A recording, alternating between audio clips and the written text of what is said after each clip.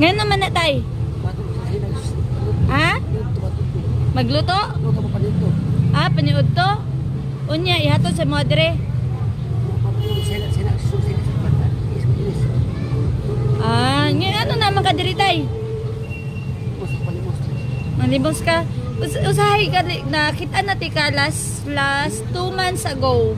Tapos, di ba gitagaan, tika kwarta, di ako gatabok. And then, maong wala na ako naghatag-hatag ni mo og tabang kasi nakakita kasi ko nga naitikuha sa imong kwarta. Nakay video na po before. Kinsa tong tikuha sa imong kwarta, imong anak? Patagan sa pamugas.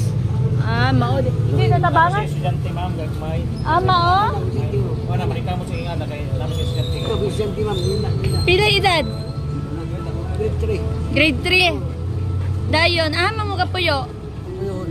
Ha?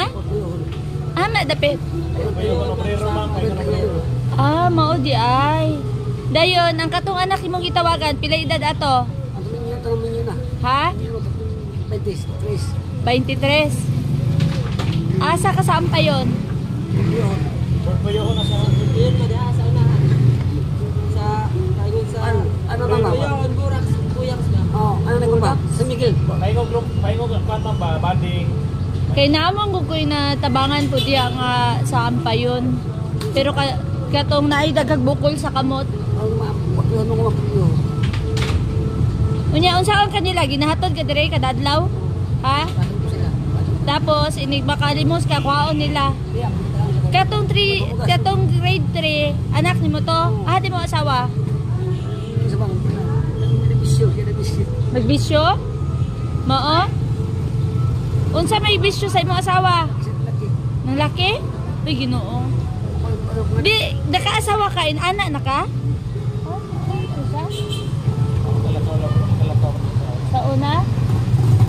Sa una, makalakaw ka? Pagka-polio na niya, wala na. Ah, polio din ni. Mao. Kaitaan ni eh. Nihilak naman siya. Nihilak naman good siya. Yadana ko. Unya ta, adto ka sa inyo ha. Tagay ko complete address. Ambitong number sa imong anak be.